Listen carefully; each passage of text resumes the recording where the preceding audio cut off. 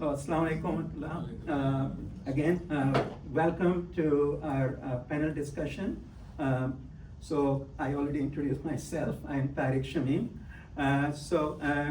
Today we would like to talk about a topic that is reshaping life across the globe, and that is AI, or artificial intelligence. What we specifically would like to talk about how it is changing engineering workflow, how it's changing the careers, how it's affecting what skill sets are needed for future engineers. There is, of course, no shortage of headlines. You see headlines about some predict massive disruption. Others have they predict exceptional improvement in efficiency and productivity. There is fear, there is optimism, there is uncertainty. So we want to go beyond this hype. In today's, we would like to focus on what actually is happening, where AI is actually adding value in organizations, how it is affecting the productivity, how it is affecting the hiring process, and for future early career professional, future students, what skill sets they need for senior people, how they can stay relevant, how they can lead the adoption of technology and responsibility. That's very important as well. So we have a great set of panelists, so I would like to invite them, perhaps one by one, in the order that's written here. Dr. Mudassir Siddiqui is currently the president of the College of DuPage, and also, of course, graduate of NEDEA, as well as graduate of Northern Illinois University. The next is Mr. Mahmoud Akhtar.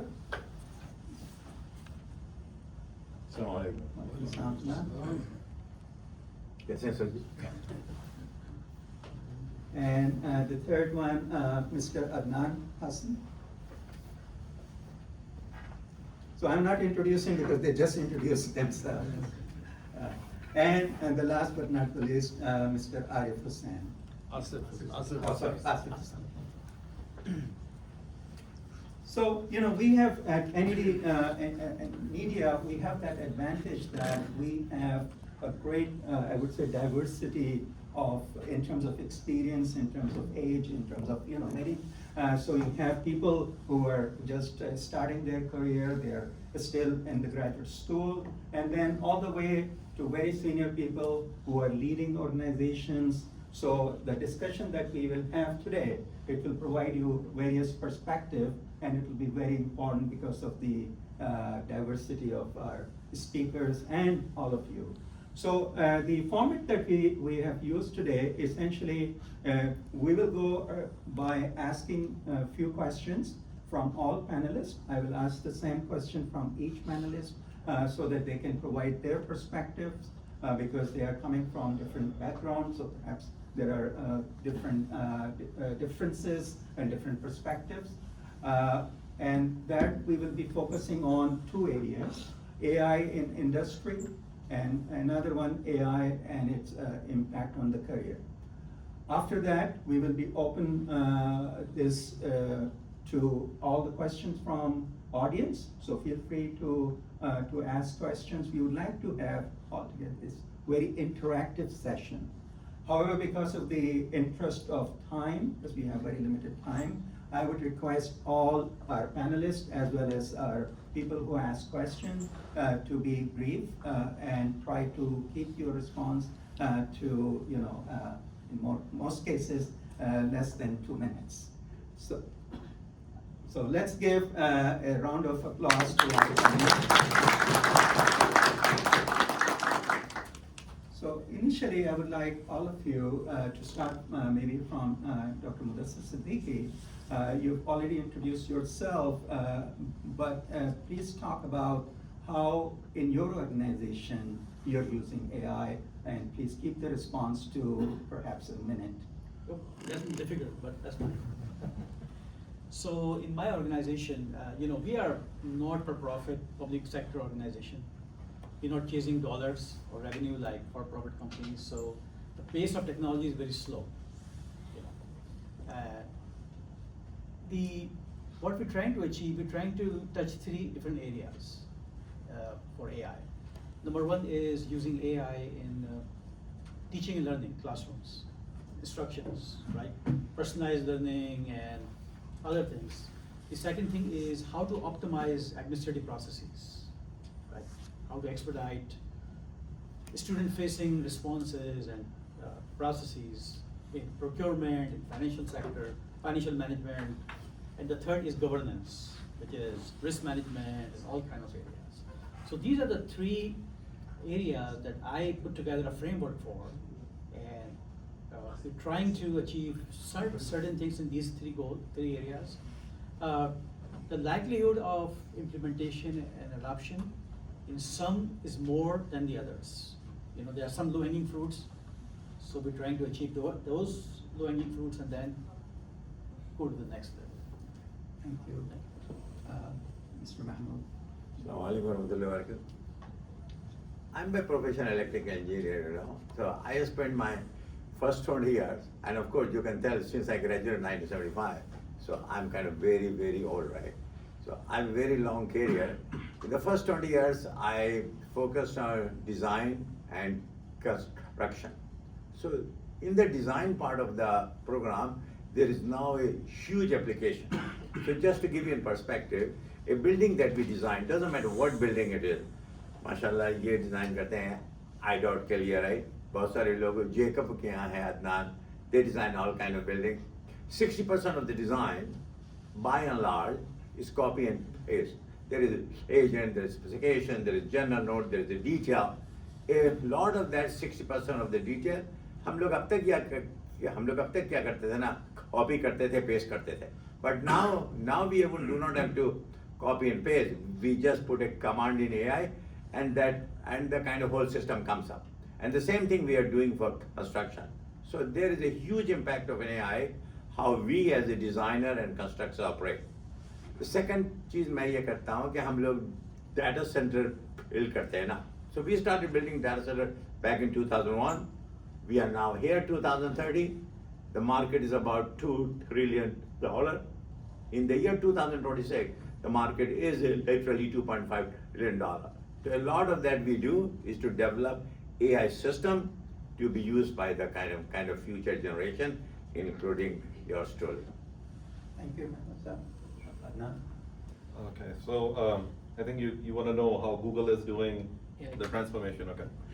So, so first of all, even though it looks like, Google, because Google has created all the technology and it would be far ahead, right? Like every other big organization, Google is also internally going through this transformative journey, right?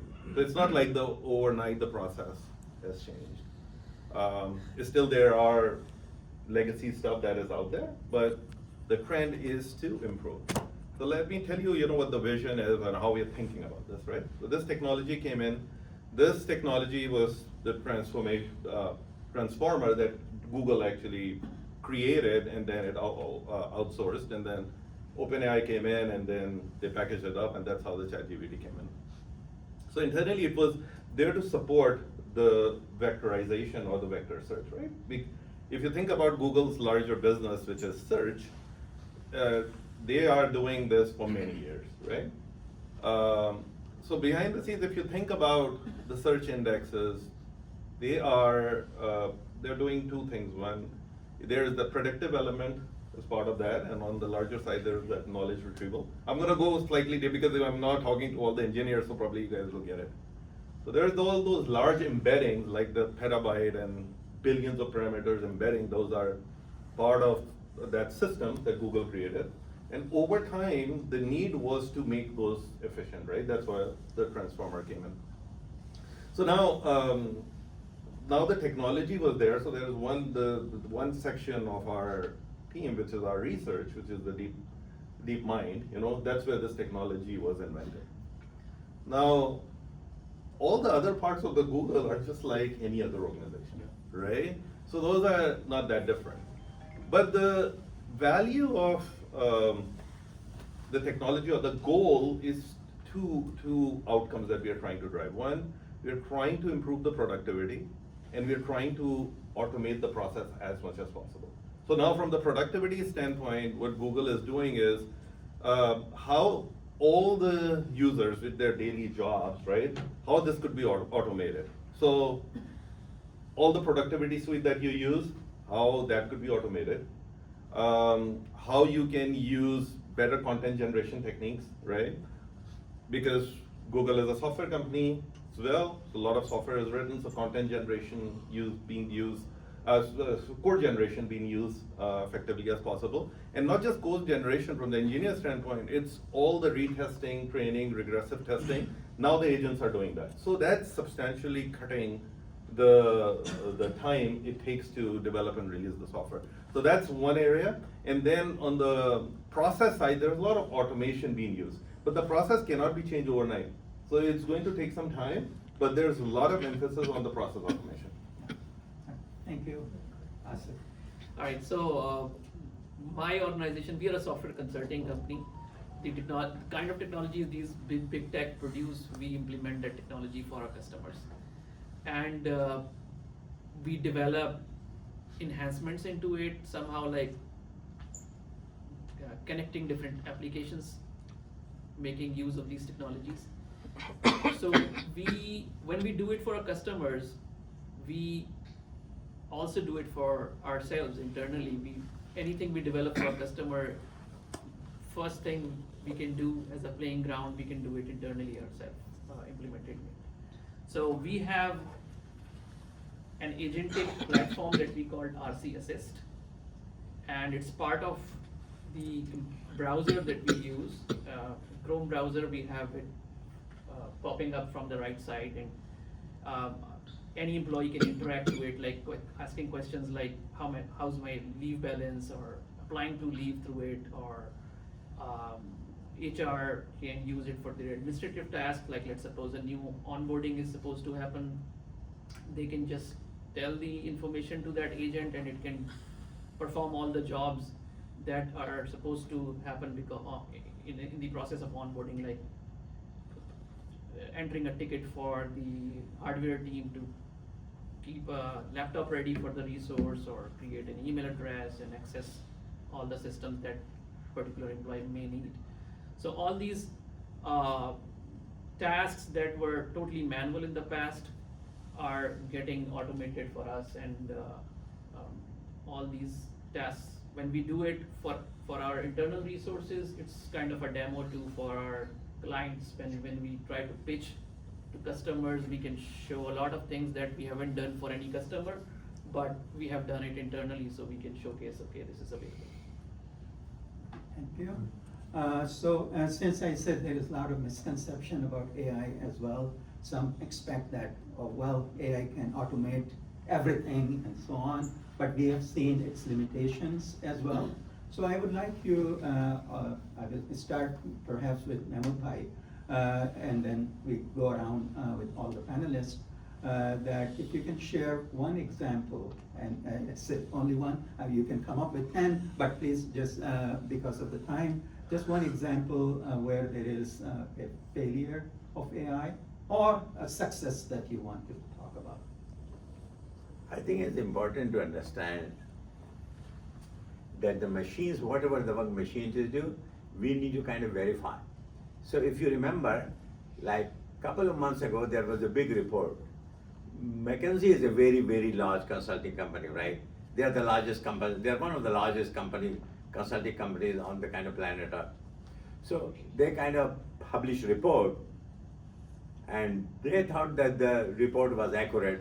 The client took it, applied it, only to suffer a great amount of loss. Because the kind of references given into the AI were kind of actually did not exist. And some of the references provided was to the wrong people. So it's important to verify the content. So what do? We we kind of in the kind of design construction, we go and develop a design, we go and ask, provide some terms to AI, and AI produces a complete single line diagram, electrical, mechanical, structural, whatever it is. But it's important to justify. You will be surprised how often we find mistakes, because if that mistakes would have gone out, it would have been certainly be disaster for us. But again, it is important to understand that AI is itself a order that is being developed. It definitely has got its own strength, but it certainly has got its own weaknesses. So the only thing I can tell you, that as you go and apply, so what we do at Microsoft, in the phone, somebody send me an email, I just write couple of sentences or couple of words, and then it kind of automatically goes through the whole cycle of my phones here and generates a very, very professional output. But I still verify that content before I send it. So it definitely has a lot of advantage, but be careful, because people do not care how many writes you did. The client always remember one mistake you did, and that could be the kind of end of your day that day. Thank you. I hope it made sense. Yeah, so I'm gonna just second what he's talking about, so I'm gonna frame the problem, and this is a very common problem that everyone's facing. The problem is in the data, right? Because AI relies on data, because that is the context that AI uses, okay? So if you think about like any LLM, so LLMs got trained with a lot of knowledge, right? Because like PhD level, a lot of electrical engineering books, mechanical engineering, it knows about all of that. But the relevant context is very important, right? Which only humans know and humans provide, as he's talking about. So that is that human feedback loop which is missing. So now the way AI typically works is gonna first sense what you are asking it to do. It's gonna sense it, and then it's gonna think and reason, right? So if the data has a problem and you're not providing the right reference, then it's not going to reason well or think well. And then when it gets to the action part, that's where you will have quality problems. So the common problem that I see, and this is across the board, I hear this all the time when I deal with executives and deal with customers, it's like the data is fragmented, it's all over the place, the semantics missing, the data is not very well governed. So the need is to have this human feedback process in there, right? So having right training, and I think that's where the opportunity is, right? For AI to operate efficiently, that's why that piece is necessary. So having those right RAGs, CAGs, all of those pieces needs to be done right. Asif, you want to add? Yeah, I mean, one very important aspect he covered, that data generally sits in silos in companies. They're in different systems, they are not talking to each other. Even if they're talking to each other, there could be situations where there is no single source of truth. There could be discrepancies in two different systems about the same type of information. So first step is probably to bring the data in a situation where it is residing together on all sort of operations, and building on top of it is the key. And then there are lots of other important factors like having the right resources and using the right tool. And Dr. Siddiqui, you want I to think add? Adnan mentioned something very important, which is context. You know, context is very important. Machine learning does not offer a context, so they have access to data, right? And it's based on probabilistic model to identify the next matching word, right, with high probability, and give you the output. But it does not give you it does not bring the context. So let me give you an example. Once upon a time, 2 years ago, I typed on ChatGPT, tell me about Olympics game in Islamabad. We never had Olympic. And it was trying to please me and give whole answer. So be aware of that, right? The ChatGPT always try to make you happy. Yeah. Make you happy. This is hallucination. There's a lot of Very important hallucination point. yeah. So, and then we can discuss on the ways to solve this, Yeah, but this right, is a yeah. very important point that we brought up. No, definitely. I mean, once it was telling me that I was born in Lahore. Yeah. And it was giving me the expertise, exactly what, and the problem with the thing is that because it tells you many things, maybe 95% things which are accurate, and then there may be one thing which may not be, and then this may mislead people, and they might say, well, So that's why verification is. That's why that human feedback loop, and then that's why that context is very important.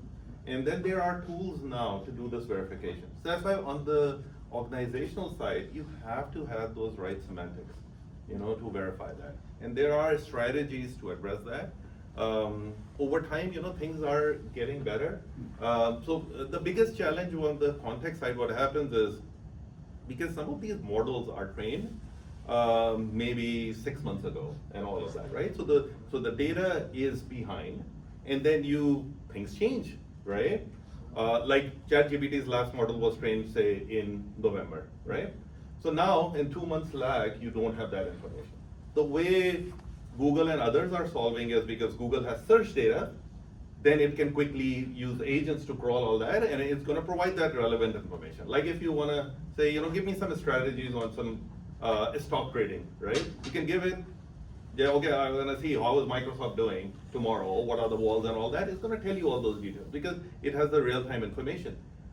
But on the organizational side, Google cannot crawl your internal data, right? So how is it going to get all that contextual information? So you have to build that internal system where you are maintaining the real-time context to provide to those LLMs, right? And then you also have to worry about the security of your IP, right? How much are you using? Because when you use all that information is also being used to train the LLM, Yeah. right? So are you now creating some kind of internal IP leakage problem for your organization, right? So those are some issues that you have to work around, right?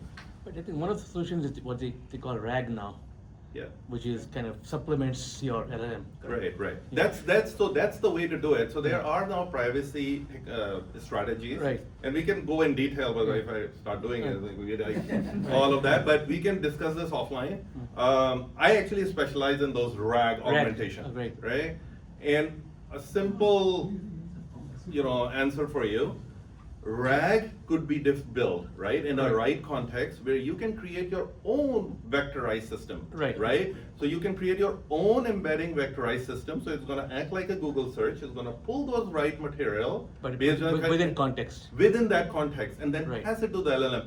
So at that point, what you're doing is you are only using the reasoning capability of LLM. So Right. LLM has the reasoning, and it can think through, and it can do deep level of thinking, just like humans can do, right? We can think at multiple layers.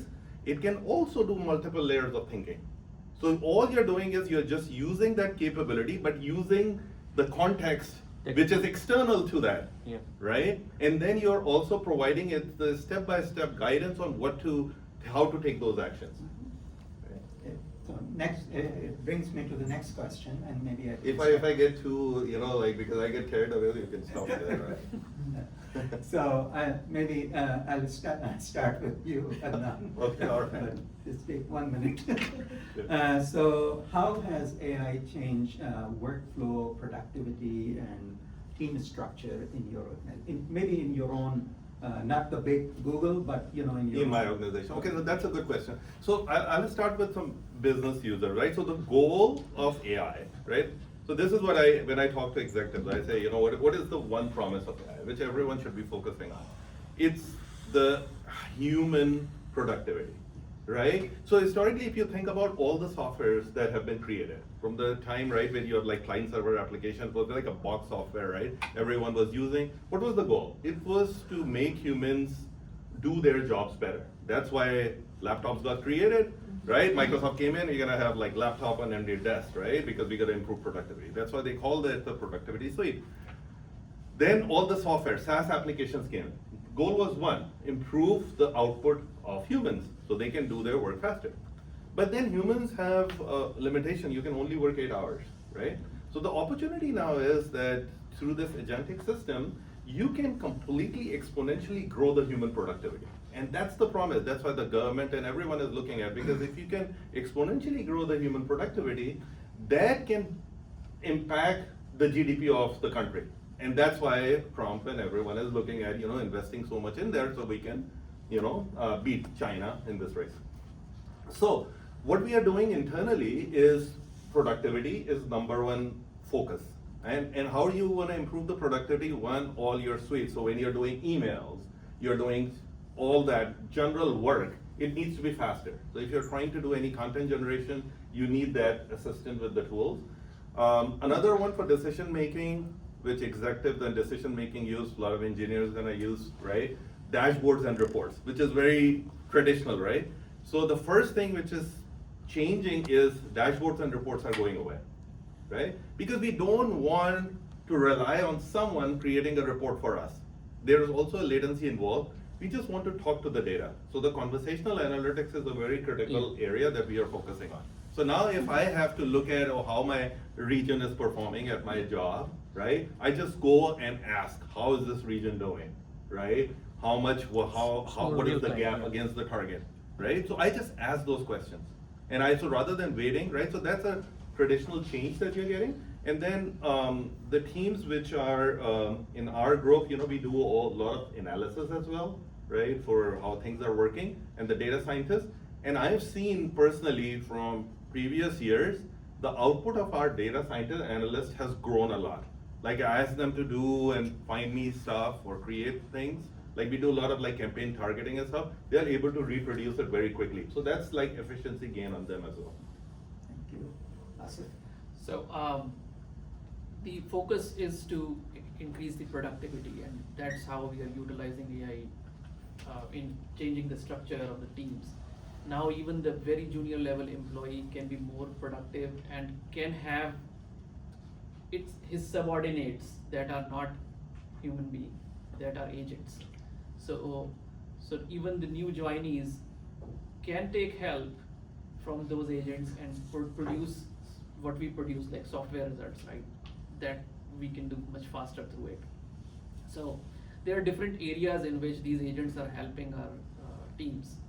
One is the one that I told already, that every employee can, instead of going to other team members, accomplish a lot more in different areas just by talking to these agents. For instance, asking for a module to write in terms of code by some coding assistant, right?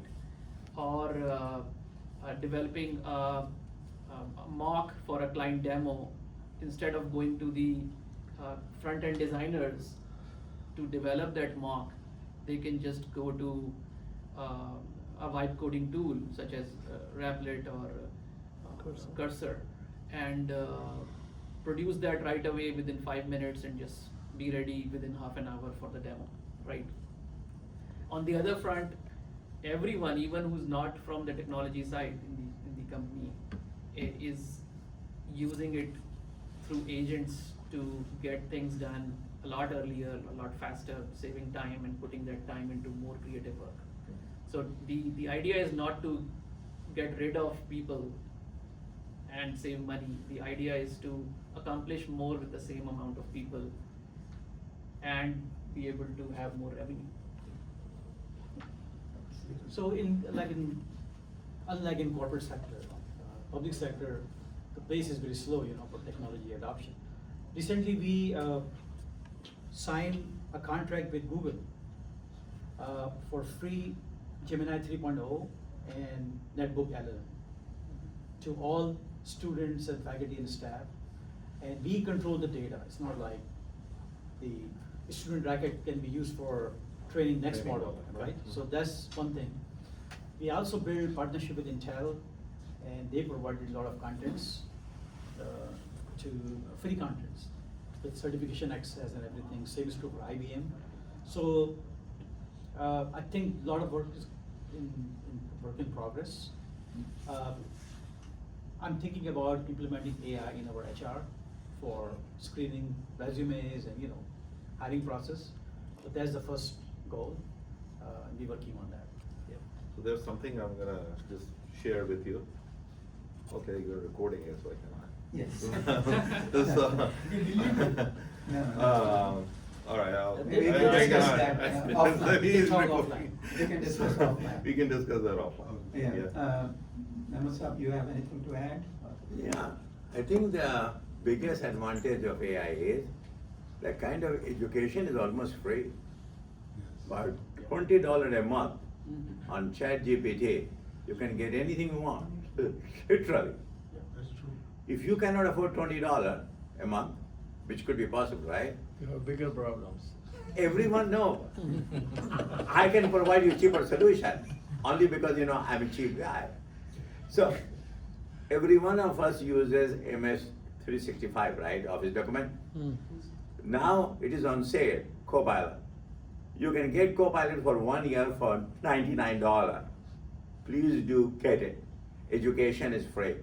So I went on there and I asked, who was the worst person in the whole humanity? The worst person in the whole humanity. The kind of answer was Pharaoh. I did ask who was the most sexual person in the humanity. The answer was Salatu Wassalam. Education is literally free.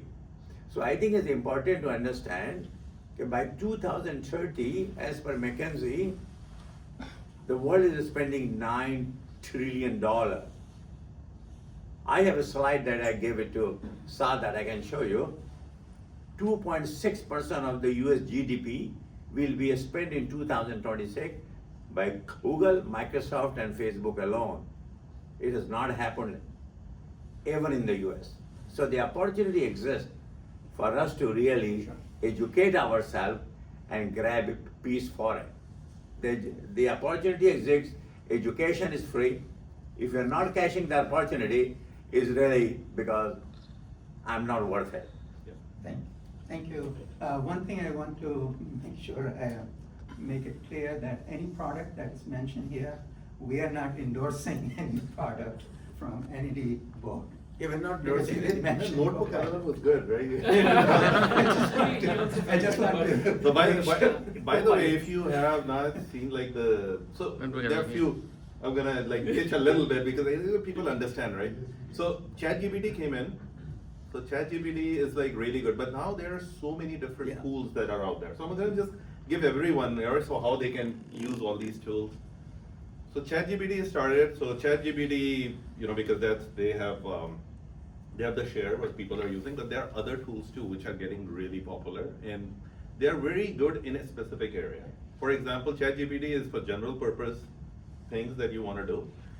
If you are trying to use like code generation, right? Claude is by far the best, right? The Opus that came out recently, it's by far the best, right? So the way it creates all your code, the way it does all the testing, I personally use that, my team uses that, it's amazing, okay?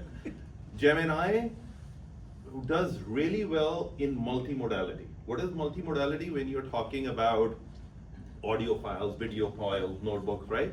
Because it can grasp through all those video stuff, right? And it can actually, that layer is not there. ChatGPT, others are gonna be there. So I'll give one example. When you are using speech to text and voice, it does that conversion, right? So when you're doing a voice, it's gonna convert into text, then LLM will be used, then it's gonna come back, and then text will be converted into voice.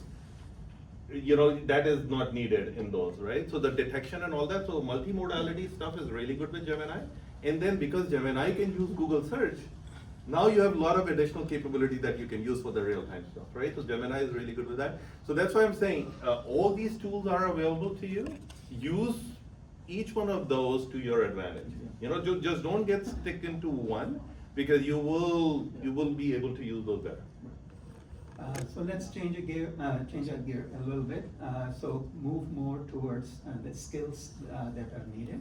So how, maybe I can start with Asif, you, and my question would be that because of AI, how the skills that are needed for engineers and since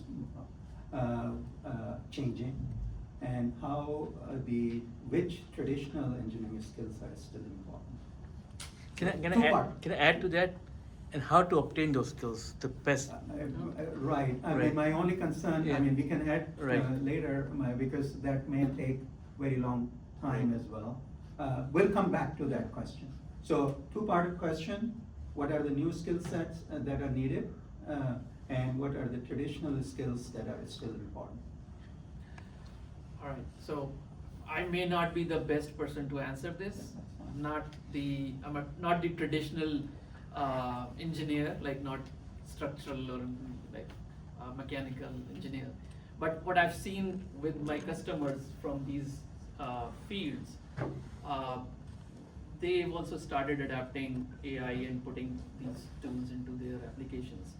And for instance, for some construction management companies that we are working with, they are using AI with their project management and operational tools, and what they are putting it to use it for, that these agents sometimes take actions based on the phase of the project. Like, let's suppose a new phase of the project needs certain equipment to be rented out from other organizations. So what it does is, based on the project plan, it understands the need and goes ahead with some steps, performs those steps. So you should be able to think about what scenarios can be automated and what scenarios can these agents perform. For one of our customer, we were developing this scenario, in fact, that based on the upcoming phase, it understands what new instruments, what new equipment would be required. Let's suppose a forklift would be required or a crane would be required. And it understands the geographic location of the project, who are the suppliers in this area based on Gemini search, and then figures out the contact information and provides all these details that what can be done to get this rented out. If interfaces are available in order to book the equipment from those providers, it can even go ahead and go book the equipment from those providers if you have priority on certain providers, let's suppose. So that's just one scenario. So think about within your field, what are those interfaces and what are those triggers that agent can perform, and you can ask the teams building these systems for you to put this functionality there, that these skills should be part of the agents, and they can perform based on need. We'll come back to you. Okay. So, this is Siddiqui, especially in academia, I think that's the thing that we are right now, I would say, asking and struggling, that what those skill sets which are important, how we educate future engineers. So first of all, it's very difficult to say anything about this because it's evolving. The second thing is, last Friday, Department of Labor published a framework for AI literacy. So this is the skill bridges that we can, I know any organization can follow to train their people, right? That's a basic skeleton, a framework. So I would suggest, that is one of the ways. Providing basic AI literacy, responsible ethical use of AI, right? And relevance. So in our college, we have a 2-year associate degree program in artificial intelligence, right? 2 years. And then after 2 years, student transfer to 4-year school, like NIU or other schools, right? And then we have small training certificate programs and partnership with different companies. So we are trying to build this AI hub in DuPage to provide learning opportunities for the entire community. So I'll get What are the new skill sets needed for engineers in the AI era? And what are the traditional skills which are still relevant and important? I think the struggle is really the drive. You need to have a drive to be kind of successful, एक बहुत बड़ा Harvard का भी आया था एक white paper where they said that the kind of Ivy League grads like Wharton, Harvard, and others will not make as much money as a basic fundamental high school grad can make. So अगर आप 24 जून का article था wall street में, the new set of American millionaires. So these are the people. So basically the skill set is, if you need to be computer literate, once you get a computer literate, have the fundamental knowledge, how to use it, and get the drive and get the passion to know it, education is free already. I think that is the biggest obstacle मेरे ख्याल है कि हमारी community के लिए है. They need to get on the bandwagon that it is possible, we can make it happen.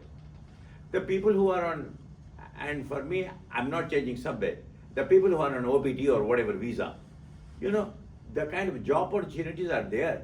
They are not asking कि आपके पास visa कहाँ है, आप पाकिस्तान में बैठे हैं, कहाँ नहीं बैठे हैं. The opportunities are there. You can remotely work and still get paid in US dollar.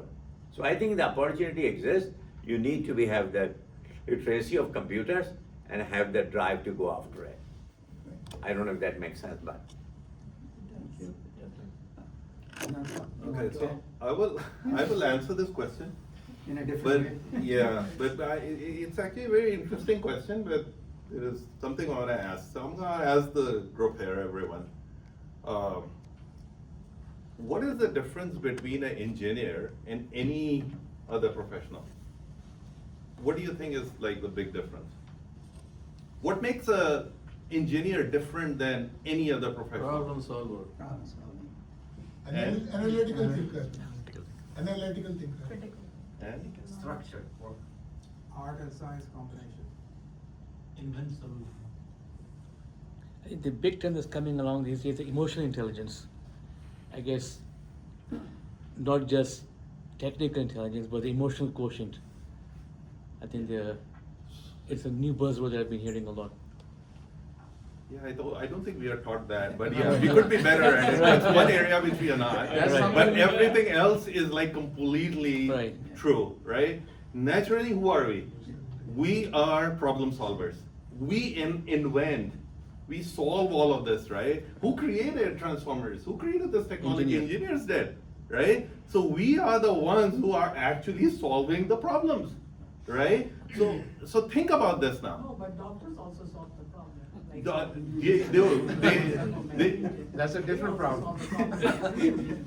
That's a different problem, right? They think That's a different, so only the researchers and all of that, chemists do, doctors just follow the structural guidance. 98% of them have to follow a SOP. They cannot go outside of the SOP. If you know the medical profession, they have to follow a SOP. They cannot even deviate from that. Everybody has to follow that. We are doing this. No, so, so engineers also have to, if you're going in a operational load, but what I'm trying to make a difference is that engineers are naturally driven to solve a problem. They are creative, they are very analytical, right? So now let's get into this, right? And all this technology that is out there is created by engineers.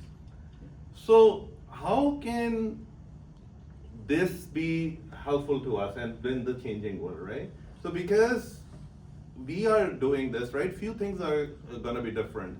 Previously, when we were creating stuff, right, when we create stuff, we put a lot of our own experience and logic when you were designing something. Let's suppose you're a design engineer. You're designing something, you're gonna use that. Now, when you will be designing something, consider you have several type of assistants available who are PhD level engineers that you can hire and a dime. And then you can use them as your assistant. So now you can hire an agent that may have a lot more information about designing something. That's one area. Then the second thing what we do, we also do a lot of trial and error, right? In our design, right? That's where all the regressive testing and all those things come in. So that can also be reduced. The plan that now we have internally, right? How we are thinking about even in the software design and all that, we are looking at how to reduce this this quality issue, like when you do trial and error. So the way this industry is going to transform is that this trial and error is going to go away, right? Because we will be so productive in our design thinking, supported by all the different agents, that our design will likely be error proof to begin with. So the quality is going to improve a lot. So now coming to the answer to the question, right? How are you going to solve this? So whatever you are doing in whatever field that you are in now, right? You have to think about how can you start to use all the different type of agents that can support you, support your work. Even if you are doing you're not directly doing any innovation or all in the research, even if you are on the operational side, how can it help you make your job better? And think about the stuff that you're able to do in 8 hours, how can this be reduced in lower? And think about every day how this can be reduced in time, right? Because that's what the operational efficiency will be introduced. And the more operational efficient you are, the more valuable you're gonna become. So engineers are the one who will be at the forefront of this. When engineers come out and say, hey, what's gonna happen to my job? Are you kidding me? You are the ones who are at the top, right? Because you have all the tools. You can actually scale yourself, you can actually improve yourself, right? You are not like a chocolate factory worker, or you're not sitting at a kiosk somewhere, you're just doing a cash out register, right? You have the capability and you have the potential. And anyone who's not able to leverage this, right, should be retired. Yeah. So sorry for the long answer, but this is what I think, needs to happen. Go ahead. Question, relative to, you have all these assistants, right? Yes. You have to validate what the assistants are producing. Yeah. And the quality is still your, and the liability is still your as the owner, right? Very good point. So the way So how do you maintain that skill level, that you have all these people and all these assistants working for you, and you maintain the quality of the design that you were mentioning? There could be errors in there that they may go through, the McKinsey report that you mentioned. The big errors went through, right?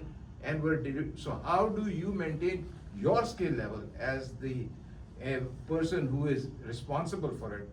Where do you get those skill sets? Yeah, so And that's how what do I'm you coming learn to. those skill sets? Yeah, so the way you have to think about it. Previously, you are doing all the tasks. You do work, right? You are person who is working.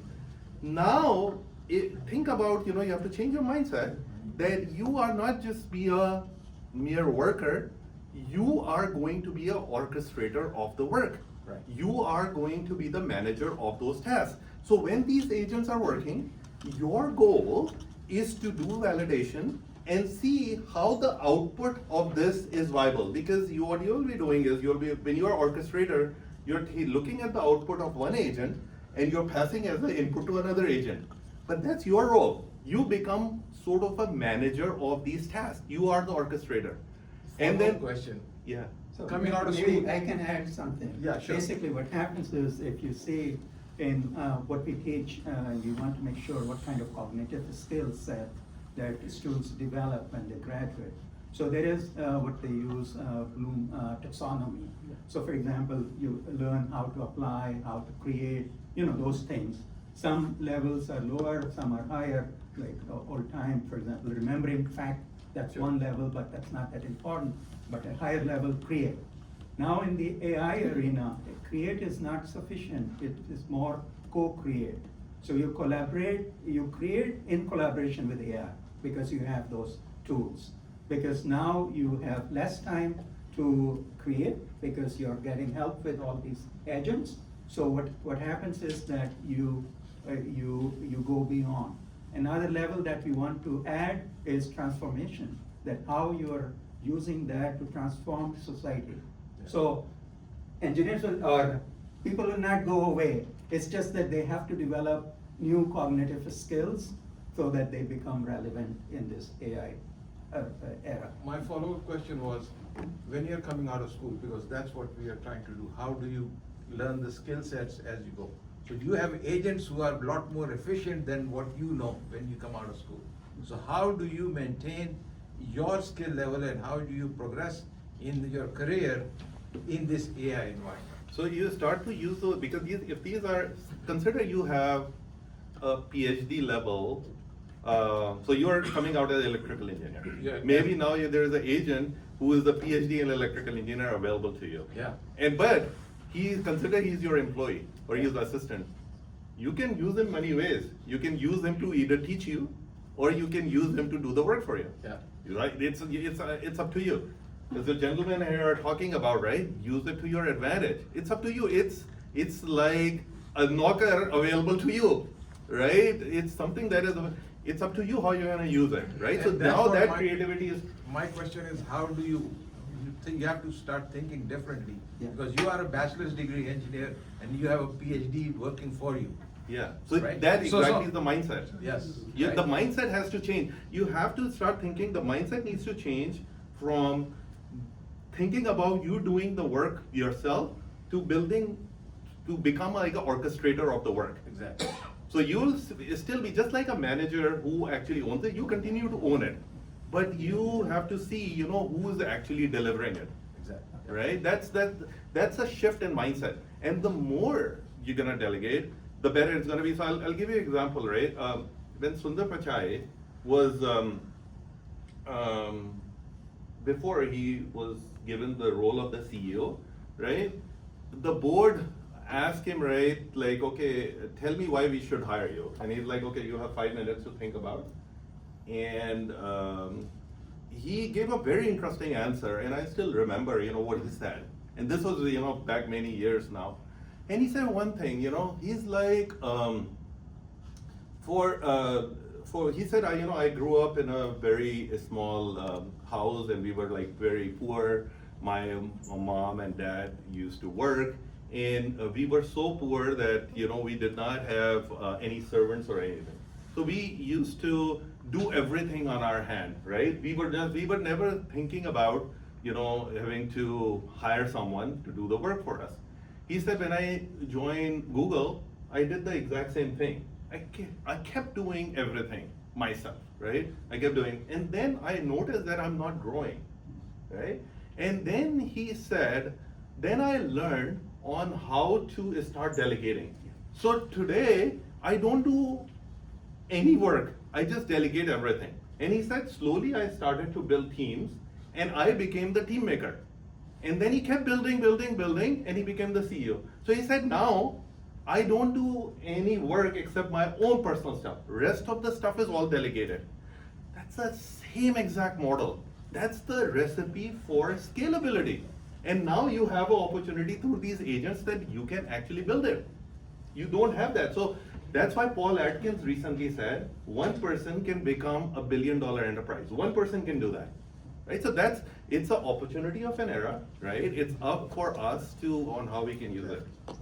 This is a great discussion, and of course, I have many more questions. However, I want to give our audience some opportunity. I have the same question as Shahid has. I don't think Shahid has got his answers. Okay. The question Shahid asked, and I want to find out the same question. So once you have people who are working for you who are more smarter than you, basically, right? And they give you a product which you are not sure of whether you have some errors in there or this is the perfect thing or not. How are you gonna find out, where are you gonna go to find out that the product that these people, the AI has generated for you, supposedly the people who are smarter than you, which you probably do not comprehend yourself properly, how are you gonna find out where you can go and find out that, yeah, this is the product that you want? So whenever you're building the product, you're always working backwards from an outcome, right? Because you don't just start creating the product because you want to. There is always a desired output or a desired outcome that you're targeting, right? So you're always building. So the way you're gonna do that is you're gonna find out, is it according to the specs or not, right? And those specs, then you start to have, so this is again, the same process when you build your team. There is one team that is always the building, and there is another team that is doing testing, right? These are two mutually exclusive identities in the system, right? And you never have your developers also be the testers, because that's not a right way to build a product, right? The same way, when an output is created by a system, then you pass it over to another one who's going to do this validation for you. And you have this outcome in mind, because those specs are ready based on, are you getting to the specs or not? Think about, the orchestration. You are the orchestrator for all of this. You have different personas and different skill set available to you. You have to manage that process. No, I have. Yeah, go ahead. Yeah, there is, I was working. And I would appreciate it, maybe someone else respond. So I'll quiet. No, that's I'll stay okay. quiet. Yeah, I think I may, because you, Yeah. all of you give very insightful information. I was working at Cummins, and 2023 annual operating plan, I suggested to do AI in certain area. They turned it down. 2024, I again put it, annual operating, it happens September, October, for next year. They accepted. And there was evolution, and the problem we were trying to solve is, when we develop an engine architecture, it takes 2.5 years to 3 years to bring it. And they put, I have no knowledge, they say, since you brought it, you lead it. So what happened, we took it, we call VPI, AI chatbot, so that we have, when we are solving 7-step problem, so what kind of fault tree and other knowledge we can use? We have thousands in, so we use Planter technology platform. They sold us someone at the higher up. So what had happened is we built all the database, all the knowledge, where to pull in LLM and all that. The architecture was like local search and global search. Yes, productivity was there, accuracy was less than 60%. That's where they killed it. And they say accuracy, especially technical side. All the knowledge was in the database, but it was picking the wrong one. So that was. Second thing is, to me, you all, know wealth is created when there's a disruption in technology. And I give you one example. One Pentium 2 processor was there when it was generated. Pentium 3, a lot of people bought the computers. Wealth was created. So this AI is also disruption technology. What do you recommend from investment purpose, where we should invest? Because there's a wealth is going to be created. Should I answer that? Yeah. Okay, so let me answer Don't this say one. Google. No, let me answer this question. This is the important question he is asking, right? Okay. By the way, before I answer, when did you test it? What year was that? 2025. 2020. But we use it for inventory because we had, spare parts distribution centers. Yeah. One distribution center did not have a port, others had it, no knowledge. Yeah. So finally, for HR purposes, all that, but for all transactional purposes, we build it. Start using it. Yeah, But so- for technical purposes. I get it. Yeah, so let me first answer, right, like why this is the problem, right? So, and actually, I talked about, right, so in the organization, Right. let's start with like the search, how the search works a little bit, so you will appreciate, how technology is evolving. So Google search engine has been working and search has been really good for a very long time, right? But if you look at the enterprise search interlink for all the content, it does not work very well. Even if you go on like websites today and you search on those websites, the data won't come in. You go on a Google search and try to search about that website, the data is gonna come in. So there's something different that Google was doing versus all the others. So now, in an enterprise, the challenge is there are two types of data, right? There is structured data, then there is unstructured data. And then there's also this fragmentation of data that all over the place. This new technology, which is this vectorization, right? What it does is it takes all the data, structured and unstructured, Right. and it creates this vectorized embeddings of Absolutely. the data. Yeah. And that's the idea with the vectorized embeddings is to do a search better, right? Right. So you can actually do that. Yeah. And when it does a better search, then it has the additional reasoning capability to do content generation. Right. So the previous technology before LLMs became popular was largely predictive, right? It was not generative, it was predictive. So then the predictive was largely probabilistic. So the issues that you ran into were two, which should be very common, is because not all the data is in the right form, or the data was not prioritized in the right way, or the system was not able to get the right data. Now what Palantir does, I'll give you a little bit about the Palantir, their technology, what they do. So to solve this problem, right, because there's so much data all over the place, the relationship of the data, all those entities are also missing. So behind the scenes, what Palantir does is they create an ontology. That's what they have, a known ontology, that's what they are really getting big at. What they do is they take all this data and create an ontological system out of that. What ontology is that it's me, him, properties about him, and my relationship with him. So as the data is coming in, right, they're creating a new ontology graph on top of the data. So your underlying data may be fragmented in different places. There is a graph or ontological system that gets built. The GraphQL kind of. Sort of. Yeah. But it's even slightly More advanced than that. okay. So now, when the search is happening, instead of it looking at the data, it's actually looking at that ontology system. So now, the prediction and accuracy sort of starts to get improved, right? That's what they're trying to sell, right? So this is one way to solve it, right? Now, fast forward from, this was happening like 2 years ago, right? Now, as of now, the new models that had come in, you do not need the GraphQL anymore. The systems are so good. The embedding capability is so good. If you just build a good rack system, you don't need that embedding anymore. So that's what I ask you, when did you do it? Right. If you start to try like the newer models, like the Gemini and Opus and all that, you don't need anymore. Thank you. So, Thank you. can I Yeah, add something? please.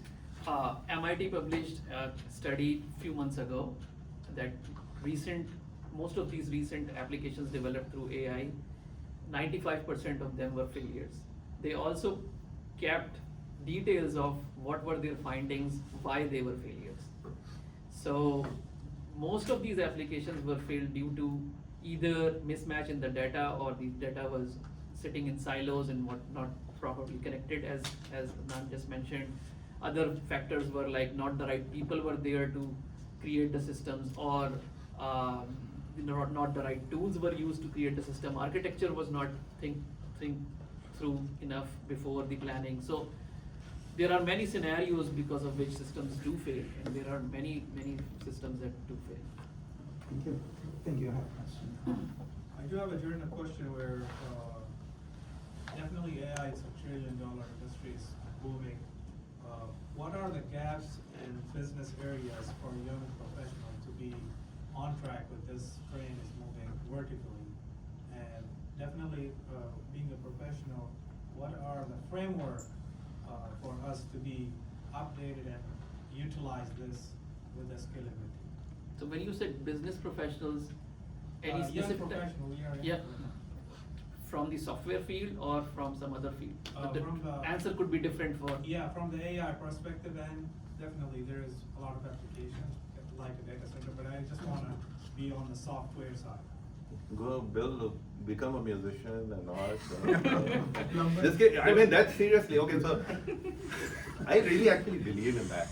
So, what's going to happen, right, for the last like 20 years or 30 years, because the technology, the growth in America and Europe, there is a reason these 7 companies are like $1 trillion companies, right? The S&P, the 30% of S&P is like Max 7, right? Everyone knows that, right? And that 30% of Max 7, consider like entire wealth of Europe and, like some part of like Asia combined, that's these 7 companies hold. And why? There's so much investment in the technology because of all the engineers building all this innovation. But now, with the technology has gone to a point that you can actually hire some of these and then make your creativity ramp through another level, right? Now that's the opportunity. So, a few things that I personally see that's gonna happen, right? There was a huge influx, like when we were growing up, we were told either become a doctor or an engineer. Why was that the case? Because those were high paying jobs, right? Why our dads and mom never told us to become a singer? I wanted to become a singer. Nobody appreciated me become, I told my dad I want to become a singer. He said, no, go to NED. Right, and then I was singing there. I'm still singing, right? So that's why, because, and that's the case. Why? Because everyone wants to secure their profession. So now I see there's an opportunity here coming in for all these other fields where you have the potential to scale your creativity, right? So that's an opportunity. Now, when it comes to software engineer law, again, when people come out and say, engineer, what? It's not. Engineers are the one who are behind all of this. So there will always be a creativity. So if you're a person who wants to continue to build on of this, there will be value. And then all the engineers in the different domains, extremely important. Like electrical engineers are in high demand today because of all the data centers being built right now. We'll continue to have requirement for mechanical engineers, civil, right? Why the civil engineers are gonna be very important? Because very soon the way Elon Musk is thinking about is gonna go and create all those houses and data centers in a space, right? He's thinking about building all of that.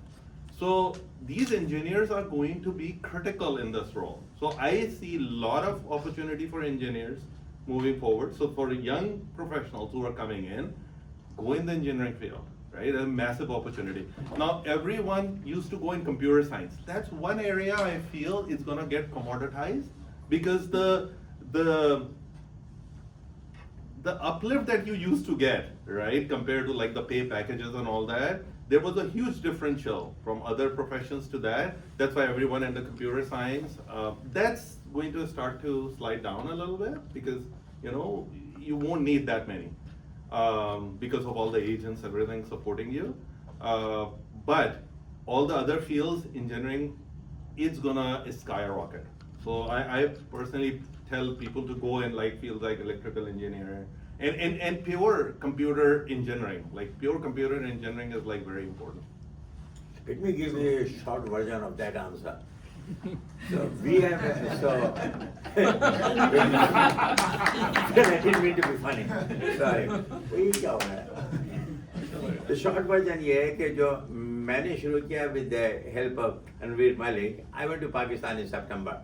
So जब मैं walk कर रहा था campus, तो it kind of dawned on me कि माशाल्लाह इतने पढ़े लिखे बच्चे हैं, we should start a data center training and certification courses.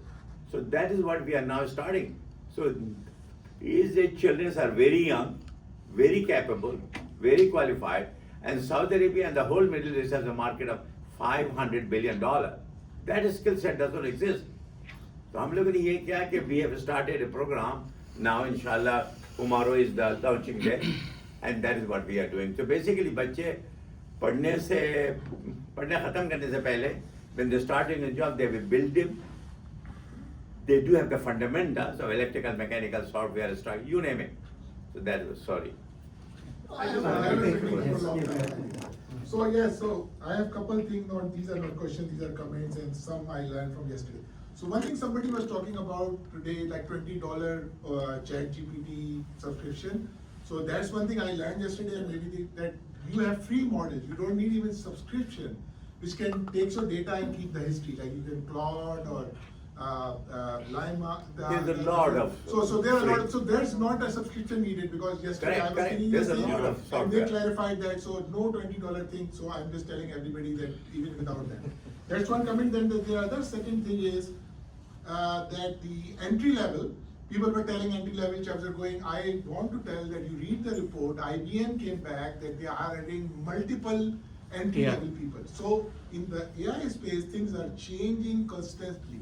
So don't think that one thing is end, as Adnan said, that things are reinventing itself and all that. So that is the one other comment. The third thing I have, which is little surprising to me, the Microsoft CEO, Mustafa Suleyman, I think what is his name, MD, he said that within 18 months, all the tasks of the white collar worker will be automated. So is it, if this come true, what is the scenario? Yeah. So that's my last. Again, इसीलिए मैं चाह रहा हूँ blue collar job में. so again, I see the thing is, go I back have to to pay a sales go society. back to all the revolutions, right, that have happened. If you when the internet boom was happening, right? I'll just use this as an example. What happened, that people were like, no, this technology is not gonna work, this is gonna create a lot of disruption for brick and mortar stores, and, right? There was a lot of like pushback that came out. Eventually what happens is people always go towards the convenience and all of that, and a lot of these jobs get transformed. Like when I started working I used to work for a large federal organization, healthcare organization. We used to build mail servers, exchange servers, right? That was the entire thing. We have like 30 people just creating and managing the emails, right? Like the servers. That was our task, right? Then what happened?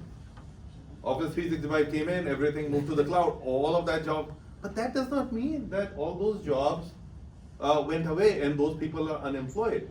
Those jobs just got repurposed. So there's always opportunity. There's something very important I gotta tell all of you. The US, right, overall, if you look at the working population of US, from 1929, it has been going like this. And it has actually accelerated to go like this. In few years, in next 10 years, there will a lot more elderly or senior people than actually the young people in our workforce, right? So that's a problem. And to maintain the output, government has been doing different ways, debasing currencies and all of that. And AI is an opportunity to change that, to increase the output. So you are already on a decline on a working population. Now you're saying, the people won't have jobs and all that. No, that's not true, because those jobs will get repurposed. So, stay optimistic, don't panic. There's a lot of scare that happens from the media and all of that. Don't worry about it. Keep focusing on yourself, keep building your skill set, right? You will be fine. Yeah, go ahead. No, I think there's, yes. So I refer two things I read in like last few weeks. The first thing is you refer Palantir. So we just read a report that Pentagon used Claude to extract Venezuela president from the Venezuela. Okay. The second thing is, so it means the $20 ChatGPT or Google Pro or whatever it is not good enough wherever the defense or technology or government is used. So of course you are in Google, and of course all these people are on a higher level. And I was talking to Asif that Kathy Ward, the biggest investor in our work, she was saying that Tesla was the biggest AI mission on the earth. So where you see our in next 2030 or 2035, how the world will be in the next 5 to 10 years. I know the automation is coming. I know we have to upgrade our skills and all that thing. But how you see in next 10 years how the world will be? So this is a good question. I am actually doing a summit now, and I actually had 2 weeks ago, we presented at our event. We have a yearly event where we bring in all our sellers and we train them for this year. And I was in Vegas doing the conference. I had this exact talk around it, right? What's the future? Because they also need to talk to executives and others, right, to discuss this. So we introduced a concept called autonomous enterprise, right? So, and this is not 2035, by the way. This is 2 years, right? In 2 years, you will have blueprints for that. That you will have autonomous enterprise. An idea would be that 60% of that work is largely going to get automated with it. And now we were telling our sellers on how to talk about it, and the question is, when they go talk to the executives, they say, are you ready with this? And what are some of the things that are needed to get you ready? That's where some of the platform capabilities come in. So the issues that we talked about around like data, those needs to get addressed. The cultural change in the human, right? That mindset needs to be changed, right? So we talked about all those things. So now getting into, the world is coming towards that autonomous enterprise. Now you talked about Tesla. I would ask all of you, if you have not heard, recently Davos happened, right? And Elon came in. How many of you saw his interview? Did anyone saw what Elon said? Larry Fink, who is BlackRock CEO, was doing an interview with him. How many people saw that? If you have not seen, right, today when you go home, I would encourage you to open your YouTube and see what Elon said. He said few very and all your answers, you know, are in there, right? Like what he's talking about. The few things that are going to come in. Now, Elon is building humanoids. I'm sure you guys know about that, right? So these humanoids are going to do a lot of automation in factories, right? So doing a lot of work. There will be a commercial use for those, right? So my wife sitting here always complains about, right? So we have a system, like we have Alexa always says what do they say? The laundry is done. It's like, what's the point of this laundry if it cannot take clothes from washer and put in the dryer, right? That's her ask, right? That's she's like, what's the point? Why does she notify me? Like, come over and do that, right? So now the humanoids will be doing that, right? So your chores at home, you know, will be easier. But at the first, you know, on the industrial side, there was a lot of automation that's gonna come in, okay? We gonna have a lot of opportunity in terms of like the solar, because there is a huge issue going on around the electricity, right? You see the electricity bills going up because of the data center. That's why I went out, but he can like explain. So there's a lot of issues. So there is all this generation of electricity is an issue. So Elon is saying, we're gonna build this in a space. Because in space there is direct sunlight, and then on other side it has a cooling system as well. So the cost would be like 1/5 of what we are gonna do that. Plus all the policy and all the like the primaries are happening because we run a civic engagement forum. So now even, you know, I was running it and all the politicians were coming in and they were talking about, hey, we're gonna put this bill that no more data centers. And I'm like, are you like serious?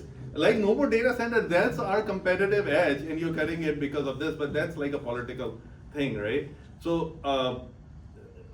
there is always going to be that pushback. You saw in Naperville, they were trying to build this data center and it got vetoed, right? So we will continue to have those problems. So he's saying, we forget about this, right? We're gonna go in space and build it down there, right? Because that's an advantage.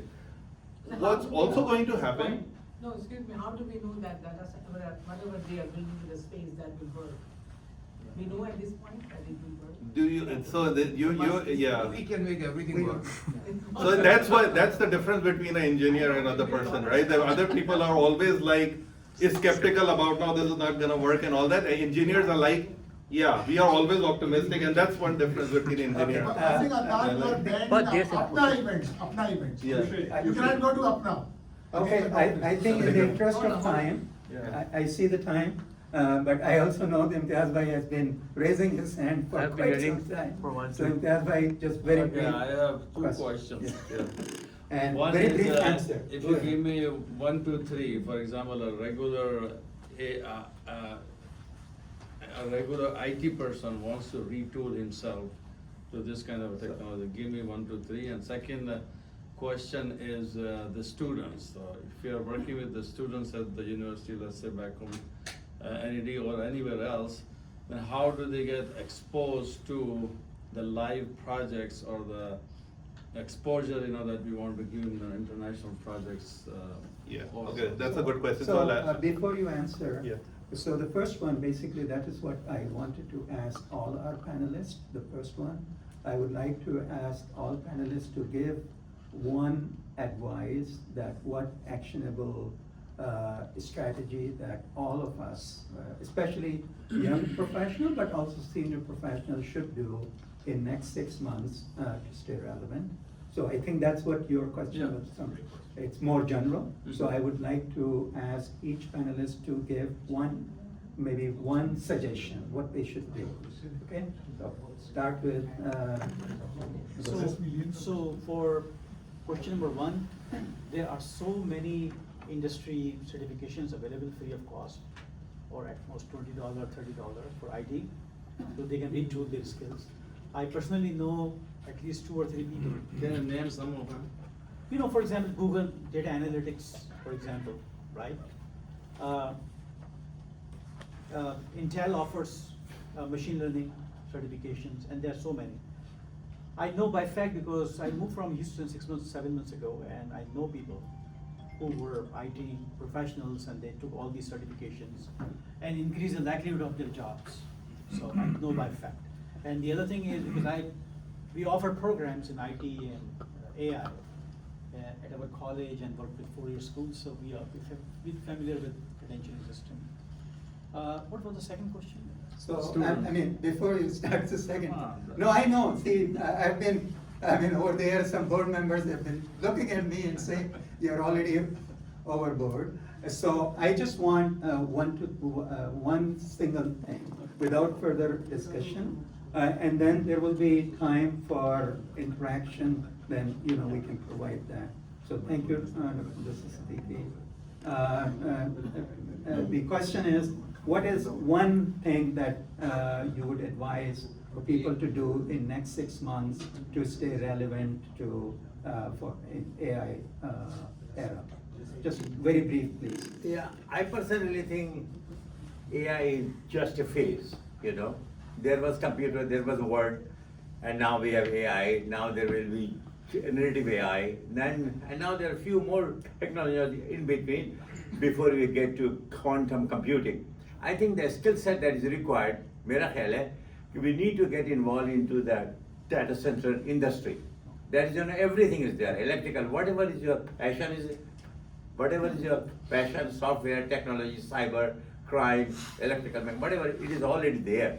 So I think the fundamental thing is to get yourself educated with a lot of free courses onto the Google site, One thing I would like to suggest, we should not take this session as humne aaj shuru kiya, aaj khatam kar diya na. Whatever your questions you have, perhaps you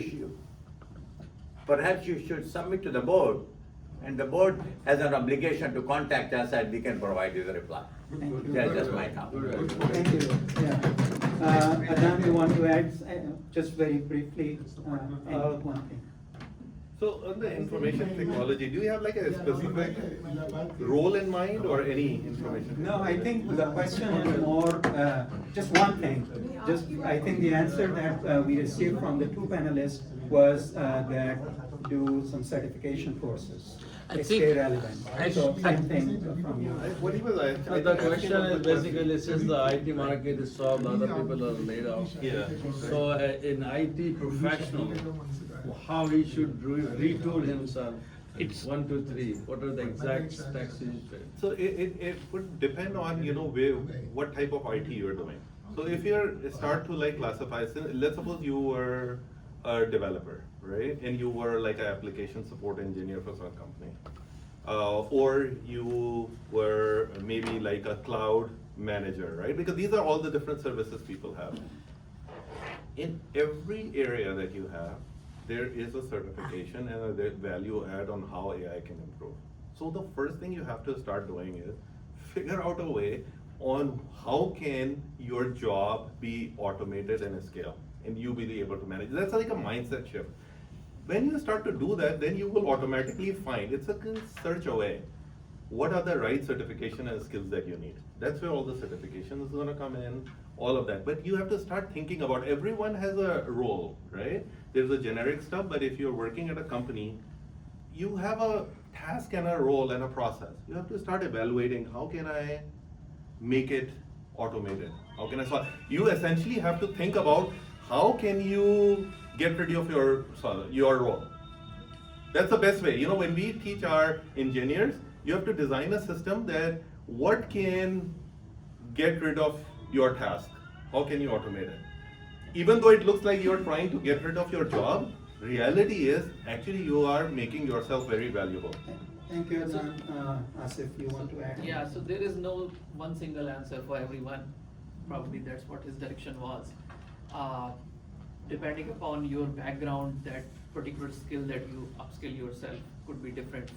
For maybe what he was asking was, for software developers or someone who's seeking into getting into software development, maybe data science or agentic tools such as like LangGraph, LangChain, understanding that, or tools such as Vertex AI is there from Google, or Azure AI Foundry from Microsoft, or AWS Bedrock is from AWS.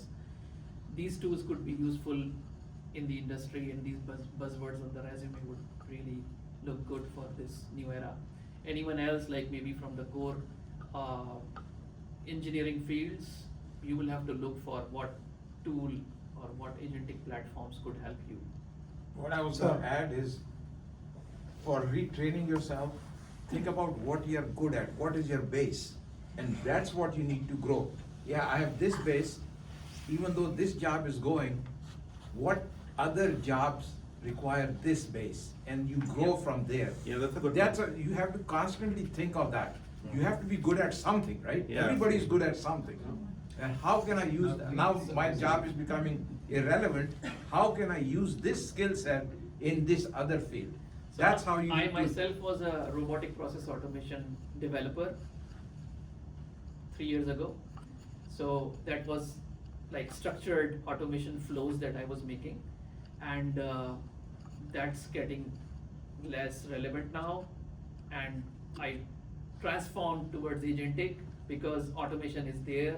I can still reuse my automations that I developed with those structured automations through AI now, depending upon the need that AI figures So out. I'm gonna just. I just want to say that I'm Just want to not- just quickly highlight this. This is a very important point he's making. I just want to take like 10 seconds to let that.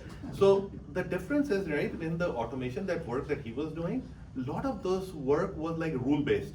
So in the rule-based system, you are just constrained. That's how always, you know, the engineers and the software developers that we design, it was generally rule-based. And he was stuck because of those rule-based constraints. Now the opportunity is changed, because when you start to use these agents, they can think and provide like better opportunities for all that. The game's changing, right? So just want to quickly add that, Yeah. like why that's the case. So I mean, again, as I said, we had such a great discussion, and I'm hate to stop this, and you probably, some of you may not like it, but unfortunately I have to follow the time that we have to follow. So thank you very much for wonderful discussion. If I have to find one takeaway from this discussion, I would like to say that while AI is a transformative technology, it is disrupting the way things are happen. However, this is not the first disruptive technology that human is facing.